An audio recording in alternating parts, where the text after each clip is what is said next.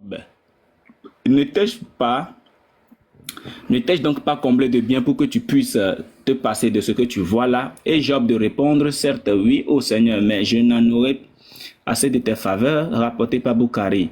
Nous lui rendîmes sa famille accrue du double. Ce fut là de notre part un geste de piété et un enseignement pour qui médite.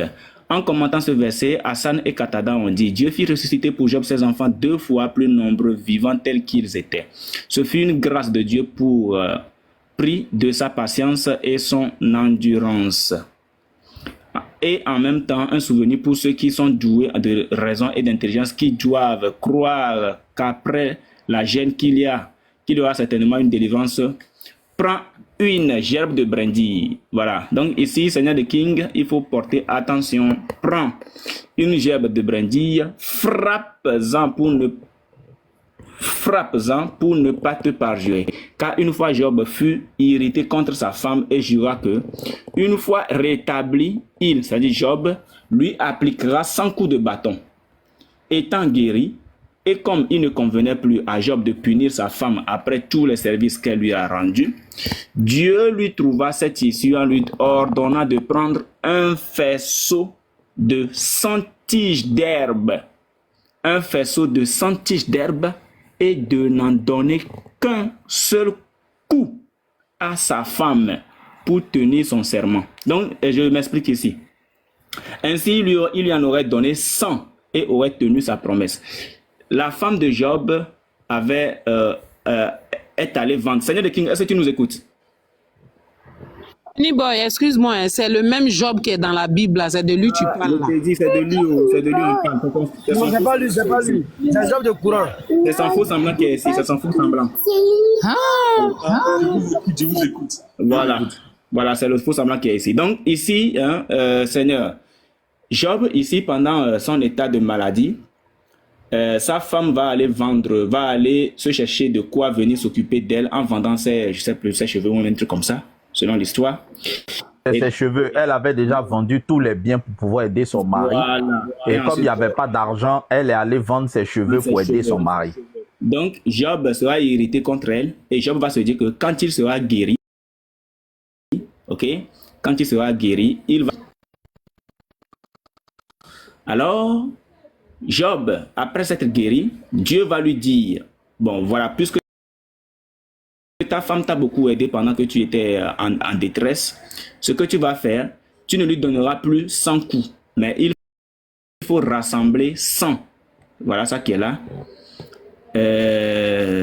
Voilà, il faut rassembler et de n'en donner qu'un. Voilà, c'est où. Étant guéri, Dieu lui un faisceau en bas, un faisceau de 100 tiges. Un faisceau de 100 tiges d'herbe.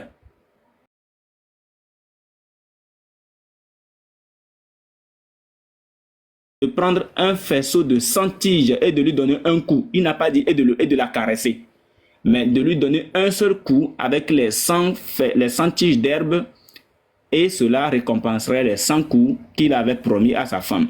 On n'a pas dit de frapper les femmes ici, on n'a pas dit de ne pas frapper les femmes, mais c'est la sentence qui a été allégée. Puisque c'était 100 coups, Allah dit, prends maintenant 100 faisceaux de tiges, tu les emballes ensemble et tu lui donnes un coup, ça fera 100. C'est tout. Voilà, donc fils du Très-Haut, je vous laisse continuer.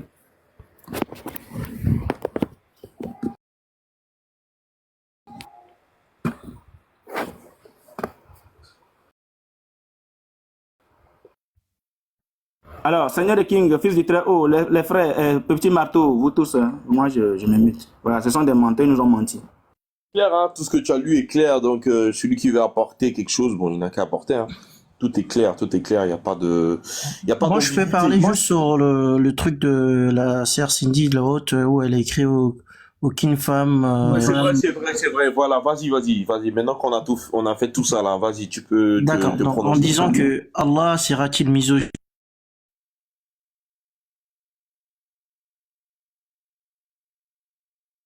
Où ton micro, tu vas parler? Où ton micro? On t'entend pas.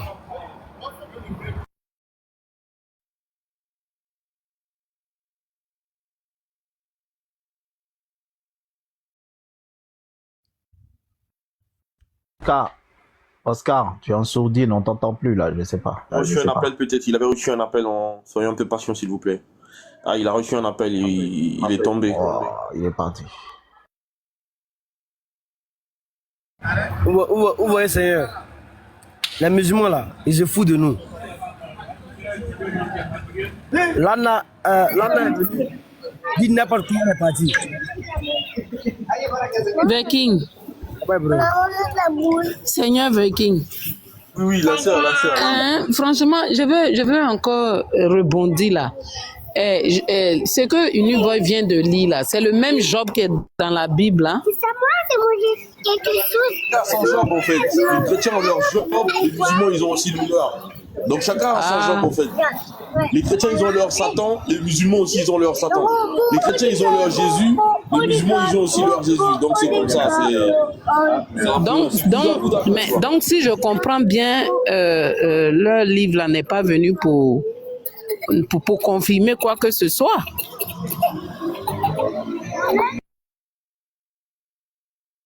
Confirmer ce qu'il y avait avant lui et puis pour prévaloir sur ce qui était avant lui. Voilà, ça c'est ce qui... Confirmer quelque chose, normalement si tu viens confirmer quelque chose, c'est que tu suis les traces de ce qui était là avant.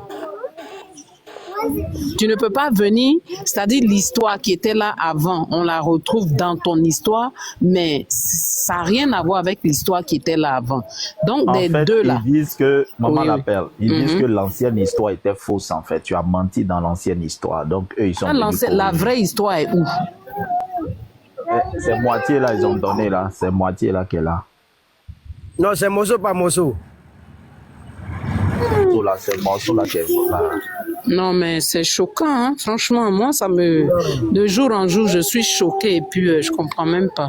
Waouh!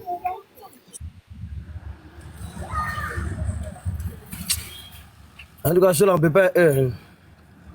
On va continuer dans les fétichismes. On va continuer dedans. Nous, on va rester dans nos coins. Là, ça, faut pas être choqué. C'est comment tu appelles ça? C'est ils ont apporté leur précision quoi. C'est genre une précision qui a été apportée dans l'histoire racontée de la Bible par exemple. Et ça, c'est un détail qui ne se trouve pas dans la Bible. Non. Comment la sœur Perle là? En fait, parce que à chaque fois on nous dit non, ce qui était là avant c'était faux, mais la vraie partie là, elle est où en fait? Puisque Allah, c'est lui qui fait tout. Donc normalement, il doit avoir la vraie partie pour pouvoir confondre aujourd'hui les chrétiens. Est-ce que tu comprends ce que je veux dire? Oh, très bien. Et Ça dit pour nous confondre aujourd'hui, parce que nous on dit pour eux là c'est faux. Donc lui, vu que lui il est venu confirmer ce qui était là. Donc la logique est de nous apporter le vrai pour pouvoir nous confondre. Parce que d'après leur djinn ou bien leur évangile là, Jésus est bel et bien crucifié dedans. Ils ont une fois lu ça, moi j'ai entendu que Jésus est crucifié dedans. Donc franchement, on est dans... Non, ça c'est pas l'Injil. Ce que Elvis disait là, non, c'est pas l'Injil. T'inquiète pas. Hein. L'Injil est auprès d'Allah en fait. Personne ne connaît où se trouve leur Injil. C'est auprès d'Allah. Pourquoi lui il garde ça? Pourquoi lui, Allah lui il garde ça? Aujourd'hui, nous on veut connaître la vérité. Si nous on est dans le faux, puisqu'il est le Dieu de l'univers. Allah, il est le Dieu de l'unipervers. Voilà. Allah, donc, il est le Dieu de l'unipervers. Le vrai là, qui est avant là, il doit aujourd'hui, normalement, il devait montrer ça, donner ça à celui qui l'a choisi d'après eux, comme quoi le dernier, pour pouvoir nous confondre. Et puis les sources sont tellement vraies, c'est que les gens lisent, c'est tellement vrai, ils discutent. Oh, vraiment. Il faut comprendre que pour moi, c'est... Oui, vas-y. Je prends un exemple simple. Hier, avant-hier, j'écoutais un débat pour les musulmans. Ils ont donné un surat. Surat qu'ils ont donné, mais ça n'a rien à voir avec le verset qu'ils ont complété.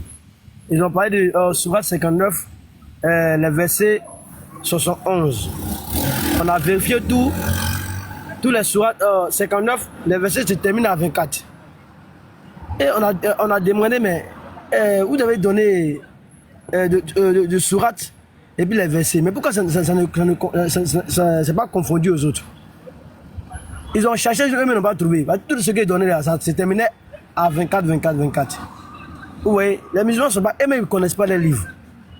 On va les enseigner. S'ils veulent qu'on les enseigne, nous, quand on dit la vérité, les chrétiens, excusez-nous, venez nous enseigner, on va les enseigner. Hein? Donc c'est un peu ça, ils ne sont pas clairs en fait, c'est les menteurs. Et puis les femmes, ils ne permettent pas aux femmes aussi de pouvoir lire le Coran, tu vois. La femme, elle a parlé, elle n'a jamais montré les versets, elle n'a jamais lu les versets, elle veut que les gens n'ont qu'à lire. Donc pourtant, c'est elle qui cherche. Elle n'a qu'à lire, on va voir. Chez eux, là-bas, c'est interdit aux femmes de lire même le Coran. Ouais. C'est vrai ça? C'est interdit. Parce que moi-même, il dit dans ma famille, il y a les musulmans. Moi, je suis aïe. Dans ma famille, il y a les musulmans. Les femmes n'ont pas le droit de lire le Coran. Elles ne lisent pas le Coran. Parce que le secret est dedans. On ne fait pas qu'elles découvrent le secret. C'est n'importe quoi. Frère Mohamed, bonsoir. Bonsoir à vous. Tu es musulman? Musulman. J'étais chrétien, me suis converti à l'islam. Ah, c'est bien pour toi, c'est bien. Bon, est-ce que tu connais le rapport de Allah avec les femmes? Bon, Allah avec les femmes, c'est que le frère vient de dire que chez nous, les femmes, on ne permet pas aux femmes de lire le Coran. Déjà, je dis que c'est faux, archi faux même. Parce qu'avant de dire quelque chose, il faut parfois se renseigner, vous voyez un peu. Allah et les femmes. Que nous, Allah permet à toutes les femmes. Je réponds d'abord à ce que le frère, lui l'a dit tout à l'heure. On a pris. Maintenant, reviens dans le sujet. Non, frère Louis, laisse tomber. Reviens dans le sujet maintenant, ouais. Oui. C'est autorisé en islam de frapper la femme. Chez nous, en islam, c'est pas autorisé de frapper la femme. Sur la femme. Faut nous donner un verset, s'il te plaît. Bon, là, je ne veux pas vraiment citer les versets parce que là, je n'ai pas de Coran avec moi, là. Le verset, nous m'en va lire. Donc, laissez-moi, je vais chercher d'abord le Coran et puis je vous reviens. Parce que là, je pense que j'ai ça. Va chercher le Coran, tu nous amènes le verset où c'est interdit de frapper la femme. Ok. Les frères, salam à tous, j'espère que vous allez très bien. La 10 dont j'ai donné à Uniboy, là, je pense que Uniboy est passé vite dessus. Il devait essayer de développer parce que la femme a été frappée et elle est venue se plaindre auprès de Aïcha. Tu vois? Maintenant, Aïcha a dit, elle a confirmé qu'aucune femme ne souffre que les femmes croyantes. Parce qu'elle sait que les femmes croyantes sont beaucoup frappées, sont beaucoup battues. Tu vois? Maintenant, regardez ensuite de la 10. Les raisons pour lesquelles la femme a été frappée n'en valent même pas le coup. Normalement, même une religion doit interdire de frapper la femme. Mais, s'il te plaît, mets ton grand et essaie de relire encore. On va essayer de voir dessus, s'il te plaît. C'est un hadith qu'on connaît, qu'on avait vraiment exploité déjà. Voilà, certainement, c'est pour ça qu'il est passé vite. Et puis, comme il y avait un timing qui était donné dans le débat, mais il y a Mohamed qui est là. Quand on va rentrer encore dans le débat avec lui, on va encore lire ça. Comme Mohamed dit qu'en islam, c'est interdit. Voilà, quand il va venir, on va développer toutes ces sources-là. Voilà. Voilà, soyons patients. Mohamed arrive. Mohamed arrive.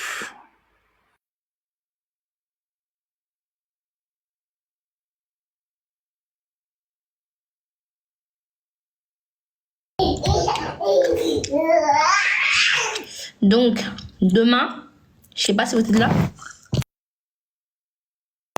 On est là. Demain encore, je reviens avec la même chose. Vous qui avez la haine contre moi là, je reviens avec la même chose. Et cette fois-ci, on va parler des esclaves.